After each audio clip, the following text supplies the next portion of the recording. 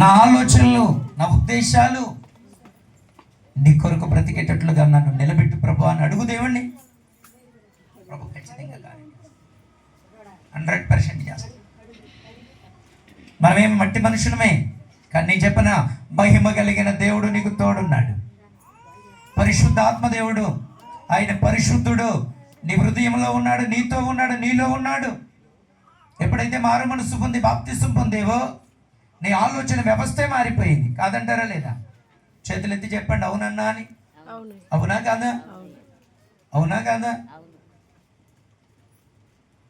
నేను ఇప్పటికనే ప్రభువుని నమ్ముకుని 16 సంవత్సరాలు, 16 ఏళ్ళు ప్రభువుని అంగీకరించి, ఇప్పటికి నా నోట నాకు తెలిసి నా నోట ఎప్పుడైనా పొరపాటున వచ్చిందేమో తెలియదు, కానీ ఇప్పటికీ ఒక బూతు వచ్చింది అని నేను చెప్పలేను. ఒక్క మాట పొరపాటు మాట రాలేదని ధైర్యంగా చెప్పలేను. ఏమైనా వచ్చినా ఏళ్ళ మీద లెక్క పెట్టవచ్చు. పొరపాటున వచ్చినా కొన్ని వేల సార్లు క్షమాపణ అడుగుతాను. పొరపాటున తూలి వచ్చినా దానికి క్షమాపణ మామూలుగా ఉండదు.